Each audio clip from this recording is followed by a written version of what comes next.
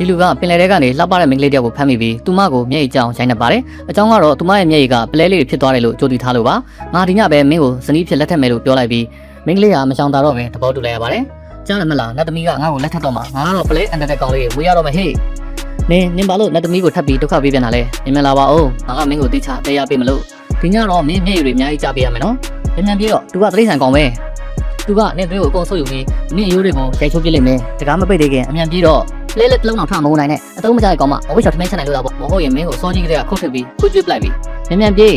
ဒေါ်လာလျှော့ပါရှင်မင်္ဂလာရှိတဲ့နေ့တကြီးမှာတွေ့ထက်တယ်ဖြစ်တာမကောင်းပါဘူးအမကလည်းစီစဉ်နေပြောရမလို့ကျမတို့ကိုအပြစ်မတင်ပါဘူးသူ့ကိုစမ်းမြိုက်ပါနဲ့တော့မင်းမပြေးဘူးလားဘာလို့ပြေးရမှာလဲရှင်ကအင်မတန်ထက်မြက်ပြီးရရင်လာပဲရှင်ကိုလိုချွတ်ပြစုရတာကျမရဲ့ကံကောင်းခြင်းပဲလေ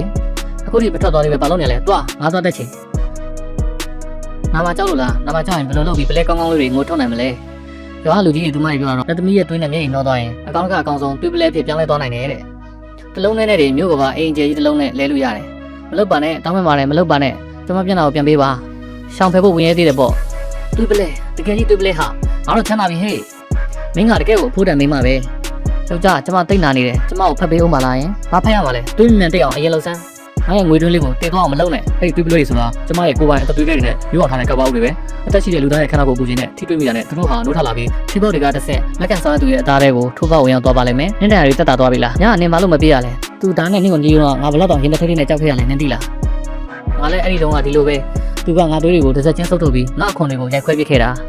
။နင်ကအဲ့လိုအလိုလိုက်လို့ရှိရင်အသက်ရှင်မယ်လို့ထင်နေရလား။ तू ကဘယ်တော့မှမပြေးနိုင်တဲ့အောက်ချင်မရှိတဲ့တွင်းနဲ့ကြီးပဲ။အမကျမကနတ်သမီးမဟုတ်ပါဘူး။ကျမကအမကိုအိမ်ပြန်ခေါ်ဖို့လာခဲ့တာ။ကိုကြီးချန်ခင်ဗျားတကယ်ပဲတွေးပလဲကိုငွေပြပြန်နေရောင်းလိုက်တာလား။ဒါပေါ့ကွာ။အပေါင်းတိုင်းတစ်ထီတောင်မျက်လုံးဝိုင်းသားဖြစ်သွားပြီးဒါကအနောက်တိုင်းကယတနာထူးပဲတဲ့မြင်နေမလားသူကငါ့ရဲ့ငွေတွင်းပဲသူ့ကိုငိုအောင်လုပ်နိုင်သေးတော့ငွေတွေကလိုချင်တဲ့လောက်ရနေမှာပဲအကိုကြီးချန်ခင်ဗျားဒီလောက်တောင်ချမ်းသာသွားပြီဆိုတော့ညီကိုတွေကိုလည်းနတ်သမီးရဲ့အရှိန်ဝါလေးခံစားခွင့်ပေးပါအောင်လားပတ်ဆိုင်ရဖို့ပဲအရေးကြီးတယ်ကွာငါကတော့ဘာမှကြိုးမဆိုင်ဘူးဒီညပဲသူ့ကိုညီကိုတွေအတွက်ပလဲခန့်ဝုတ်ခိုင်းလိုက်အကိုကြီးချန်ခင်ဗျားပြောတာတကယ်လားပတ်စံပေးရင်ဘယ်လိုပဲနေစိတ်ရတယ်မလားငါပြောရင်ဒီပဲငွေပြတပြားတောင်ရှော့ပေးလို့မရဘူးဒီမိမကအချမ်းခံလို့နေဒါနဲ့လိလိုက်ရင်တော့နောက်တစ်နေ့ကျအမာရွတ်တော့မကြံဘူးမင်းတို့စိတ်ကြတာစောကြစမ်းကြောက်တာချမ်းရှင်လူရောဟုတ်သေးရဲ့လားသူကမင်းရဲ့ဇနီးလေမင်းတို့ကဘာမှတ်နေလဲနင်ကအပေါ်သားမင်းမတယောက်ဖြစ်အောင်မကောက်ဘူးငါကဘာလားဆုံးရရဲသေးတယ်ပေါ့အကိုကြီးချမ်းပတ်စံဒီမှာဒီကြတော့ဒီနေ့သမီးလေးကငါလှည့်ပဲငါလည်းငါပြပေးတယ်လက်ပြန်ညကြငါလှည့်ငါဆေးပြပေးမယ်နင်စလုံးစာယူရကွာတော့ကြငါတို့တရားမလုပ်ပေးရင်ရပြီငါတောက်လို့ဝိုင်းရင်ဒီကိုကိုလည်းနတ်သမီးရှင်ဝါလေးပြစ်ခံလာအောင်ပါပေါ့လာပါဦးအကိုကြီးကမင်းကိုတရားပေးမလို့မြန်ကိုကြီးအတွက်တူပလက်ချို့ဟိုပေးတယ်မှာချမ်းသာပြီဟဲ့နောက်ထပ်လောက်အတွင်းမှာတော့ဒီရသွားတွေဟာသူတို့ရဲ့တွေးဆွတဲ့ပတ်စံတွေကိုယူလာပြီးကျမကိုတညသာအသုံးပြုခွင့်ဝယ်ယူကြပါတယ်။တစ်ချိန်တည်းမှာပဲကျမရဲ့အဖိုးတန်ဆုံးလက်ဆောင်ဖြစ်တဲ့ကျမရဲ့ကလေးတွေကိုလည်းဒီရွာတွေကယောက်ျားတိုင်းလိုရဲလက်ဆောင်ပေးခဲ့ပါတယ်။ကျမရဲ့ကလေးတွေဟာဒီလိုနှွေးထွေးတဲ့အသားရည်အာဟာရပြိုကင်းတဲ့မှာအာဟာရတက်တွေကိုယူမှုဆုပ်ယူပြီးအားကောင်းမောင်းတန်ကြီးထွားလာခဲ့ကြပါတယ်။လောက်ကြာပြီးနောက်တစ်နေ့ညမှာတော့တာသက်သမားကျန်ရီတော့ဆင်းရေးတိုက်ခွာရင်ကျမအခန်းထဲကထွက်လာခဲ့တယ်။တာချန်မင်းကဒီအပိုင်းဘာလို့ငိုတာပုံလဲလာရတာလဲ။သူ့ကိုပြင်ပြတဲ့ဆေးချမကရဲမှာပလဲနှလုံးသုံးလုံးပဲထွက်လာတယ်နင်ကအပြင်းခေါက်ရဲသေးတယ်ပေါ့ကျမတကယ်ပဲအင်အားမရှိလို့ပါကျမရဲ့တွေးတွေလည်းခုန်ခန်းတော့မယ်ရှောက်ပြောမနေနဲ့နင်ကနတ်သမီးပဲဟာတွေးခုန်ခန်းသွားစရာအကြောင်းမရှိဘူးနင်ကရိုက်ခံချင်နေတော့တာပဲတာချမ်းမြို့ပေါ်ကနတ်တော်ကြီးစီမှာစီးနေတစ်ခုရှိရလို့ငါကြားဖို့တယ်စကားနားမထောင်တဲ့အကောင်တွေကိုနှိမ်နှင်းဖို့တည်တယ်မယ်သူ့ရဲ့ကြောရိုးတွေကိုရိုးဖောက်တမ်းမှု၃ကြောင်ရသွင်းလိုက်အောင်ပဲသူ့ရဲ့နတ်သမီးရှင်ဝါကိုရိုးထဲမှာမြင်းမြင်းနေအောင်ရိုက်နေထားလိုက်ရင်သူ့မငိုချင်းလည်းပဲငိုရလိမ့်မယ်တကယ်ကြီးလားဒါဆိုရင်လည်းနတ်တော်ကြီးကိုမြန်သွားပြင်ချင်လွဲစရာမရှိဘူးဒီနတ်သမီးရဲ့ရိုးထဲမှာပုံကန်ကျန်တဲ့စိတ်ရှိနေတာသူအမှတ်မရမချင်းပညာပြလိုက်ရင်သူပလဲအထုတ်မှာမဟုတ်ဘူးသူ့ကိုခုံလုံးလန်းပေါ်မှာဖိထားစမ်းဒီနေ့တော့အဖွားကြီးကမင်းအတွက်ဒီနတ်သမီးကိုတေချာဆုံးပါပေးမယ်ပထမဆုံးတန်ဖို့မင်းရဲ့ပုံကန်တက်တဲ့အယူကိုရိုက်နေတာနတ်ကတော်ကြီးကတကယ်ဆွမ်းတာပဲမင်းရိုက်ဆက်မှာဒုတိယမြောက်တန်ဖို့မင်းရဲ့အသက်တွေးချုပ်ကိုရိုက်နေတာတတိယမြောက်တန်ဖို့မင်းရဲ့ဝိညာဉ်ကိုတကယ်တော့ဒီရိုးဖောက်တန်ဖို့၃ကြောင်းဟာကျမရဲ့ဆွမ်းအားတွေကိုထိန်းချုပ်ပေးဆိုတာကိုကူညီပေးရရောက်ပြီးအမှန်တကယ်တော့ကျမကိုအကြီးကျယ်ကူညီပေးလိုက်တာပါပဲကပ္ပကောင်ရဲ့မိခင်ခန္ဓာကိုယ်ဟာခိုင်မာတဲ့ကြောက်စုတစ်ခုလိုအပ်တယ်အဲ့ဒါမှအမြင့်ကိုပိုင်တွင်နိုင်မှာဒီတံမိုး၃ကြောင်းစလုံးကကျမရဲ့အမြင့်တွယ်မှုကိုမိကဘာအောက်ခြေထိနှိုင်းဆိုင်စွာမြင်မြတ်သွားစေခဲ့ပါတယ်ထူးဆန်းလိုက်တာငါကြောပြည်ကြီးကဘာလို့ပြက်စိတ်အကောင်တောင်းသွားသလိုမျိုးရိုင်းရနေရတာလဲယောက်ျားဘာဖြစ်လို့လဲရင်းညာလေးဖြတ်ချင်တယ်လို့ဖြစ်သွားလားလေးဖြတ်မှလားအယူမရဲ့အကြောပေါ်မှာဘာချိုးချေးတွေပေါက်နေမှမသိဘူးမတောင်းတောင်းကြီးနဲ့ရမ်းလိုက်တာလဲလွန်ရော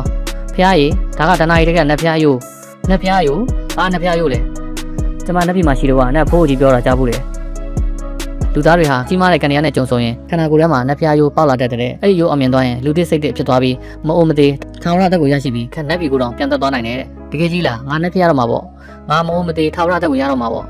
ငါပြောသားပဲငါကကန်ထူးတဲ့သူကဆိုမှငါနှစ်ဖျားဖြစ်သွားရင်မြို့ပေါ်ကတထေးကြီးတွေတော့ငါ့ကိုတိုးထောက်ကြရလိမ့်မယ်အကိုကြီးချမ်းမလွယ်တော့ဘူးလူစံတော်ဖြစ်ကုန်ပြီကျွန်တော်ရင်ဘက်မှာမာတောင်းတောင်းနဲ့အဖူးပိတ်နေအများကြီးပေါက်လာလို့လောကကြီးကြောင့်ဘာမှမသိတဲ့ကောင်တွေပါလားမြင်နေမလားငါကိုပေါ်မှာလည်းရှိတယ်ငါတို့တွေဒီရပိုင်းနတ်သမီးရဲ့တွေးပလဲတွေနဲ့နေတိုင်းထိတွေ့နေရတာလေ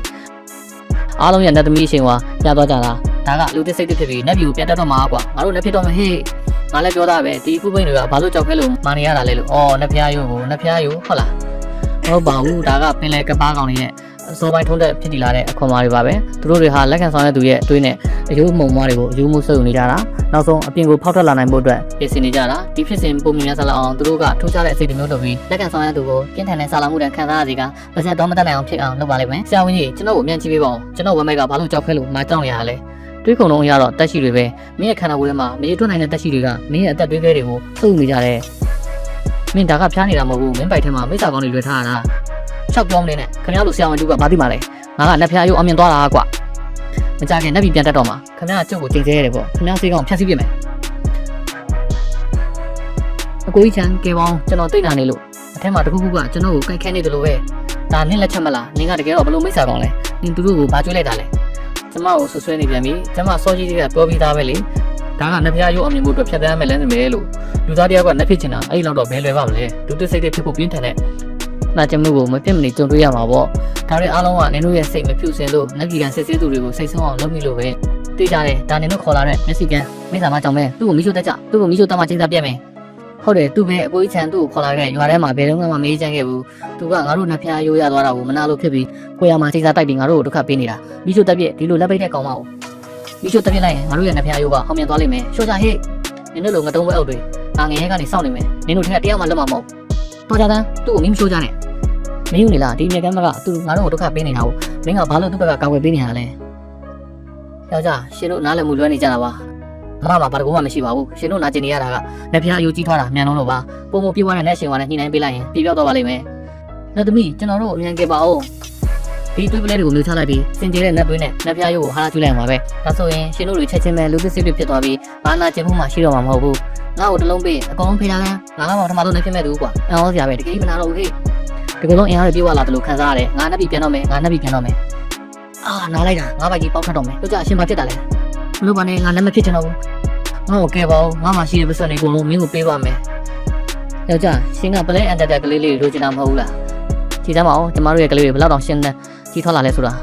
မင်းကတကယ်တော့မကောင်းလဲကျမစောကြီးပဲပြောတာပဲရှင်တို့တွေမှားနေကြပြီလို့ကျမကမျက်ရည်ကျရင်ပလဲဖြစ်တဲ့နဲ့တပီးမဟုတ်ပါဘူးကျမကပင်လယ်နယ်ထဲကကြောက်စရာအကောင်းဆုံးကပ်ပါကောင်ပဲရှင်တို့လိုလောကကြည့်ပြီးမြက်ပတ်စုပ်ပက်တဲ့တားရည်အာဟာပြိုးခွင့်တွေကိုအထူးရှာဖွေတတ်တာနင်မိစ္ဆာကောင်နင်မိစ္ဆာကောင်အဲ့ဒီမိစ္ဆာကောင်တွေကိုငါအပြင်ထုတ်ပြရမယ်နင်တကယ်လုံးနိုင်ခဲ့တာပဲအမရဲ့အခွင့်အရေးကိုသူပဲမှာဝတ်ထားရလေဘယ်အောက်ကရှုပ်ဝက်ကန်နေမှာနင်ကလုံးဝနဲ့သမီးမဟုတ်ဘူးနင်ကမိစ္ဆာပဲနင်ကလူသားစားတဲ့ဘလူးမဟောထဲမှာနင်တဲ့ကြည်အော်လေးလေးတမရဲ့ကလေးတွေကပြပပပစားတော့လေပဲနင်ကလူတွေကိုအတင်းကျပ်မှုဖမ်းရတာသဘောကျတယ်မလားနင်ပလဲတွေကိုလိုချင်တယ်မလားအခုတော့နင်ဒီလိုစုံးမဲတဲ့နာကျင်မှုတွေကြားထဲမှာပဲတဖြည်းဖြည်းနဲ့ငုံနေလိုက်တော့နှလုံးစရာကောင်းတာကနင်ညိတ်တစ်စက်တောင်ကြံနိုင်တော့မှာမဟုတ်ဘူးတကယ်လို့အစကတည်းကတူတာလောဘတကြီးနဲ့ကျမကိုပင်နေတဲ့ကဆင်မလာခဲ့ရင်တကယ်လို့တူတာအကျုကိုရင်းဆက်ဆက်မနှိမ့်ဆက်ခဲ့ရင်တကယ်လို့တူတာပတ်စံတွဲကြောင်းနဲ့ကျမကိုရွာတွေကယောက်ျားတွေအောင်စီမြောင်းစားခဲ့ရင်နှလုံးစရာပဲဒီလောကမှာတကယ်လို့ဆိုတာမရှိဘူးအထံကျေးဇူးတင်ပါတယ်နင်သာမရှိရင်ငါဒီလိုနေရာမမြင်ရတဲ့နေရာဆိုမှသူ့ရဲ့နှိမ့်ဆက်မှုတွေကိုခံစားရင်တည်သွားလိမ့်မယ်ပင်လယ်နယ်ထဲကတမျိုးလေးပဲဟာအချင်းချင်းဆောင်းလျှောက်ကြရမှာပဲလေဒါအပြင်ဒီလောကကြီးကလူသားတွေကကျမကလေးတွေအတွက်ပြုတ်ကင်းဖြစ်သွားတာအတော်ပဲပေါ့ညီမတို့ရေလူရုံမကိုရှင်းပြီးပြီအားလုံးလွတ်လပ်သွားကြပြီမင်းတို့ရဲ့ကလေးတွေခေါ်ပြီးဒီလိုညစ်ပတ်ဆုပ်ပေးတဲ့နေရာကနေထွက်သွားကြတော့မင်းတို့လိုချင်တဲ့ဘဝကိုဖြတ်တန်းကြတော့အသက်ကပေးရတဲ့အတွက်လက်သမီးကိုကျေးဇူးတင်ပါတယ်ရှင်မင်းတို့ထံကဲမပါမင်းတို့ထံပဲဖြစ်ဖြစ်ပလဲလက်သမီးပဲဖြစ်ဖြစ်ဆင်းရဲဒုက္ခရောက်နေတဲ့မျိုးသမီးတွေကိုဘဝတည်ပြန်လည်ရရှိစေနိုင်ရင်ဘလို့ပဲခေါ်ပါရေးဆိုင်နေမှာလဲအဲ့ဒီနောက်ပိုင်းအဲ့ဒီပင်လေပင်ကိုဘယ်သူမှမသွားရတော့ပဲဝမ်းမီသားစုလေးဟာလည်းကြောက်မက်ဖွယ်ရွာပြက်ကြီးဖြစ်သွားခဲ့ပါတယ်။တော့ကြောက်သူအထံပြန်ကြမယ်။ကံရန်ဒေတာတွေမှာတော့မေတော်ထံကိုတိတ်ဆိတ်ကိုးဝယ်လာကြတယ်။မျိုးသမီးတွေဆူတောင်းလိုက်တာနဲ့လူရုံမာတွေဟာတကိုယ်လုံးကြောက်ရွံ့လို့မတောင်းပြီးငါတင်စွာတည်ဆုံရတတ်တယ်။ပင်လယ်နယ်ထဲကိုပြန်ရောက်သွားတော့ဘဝကအေးချမ်းသာလာတယ်။အာကျူရဲ့အခွန်ကလည်းပြန်လဲတောက်ပလာပြီးကျမတို့ဟာမှောင်ဝိုက်တဲ့ပင်လယ်အောက်ခြေမှာတနကြောက်တန်းတန်းတော်ကြီးကိုတိဆောက်ခဲ့ကြပါတယ်။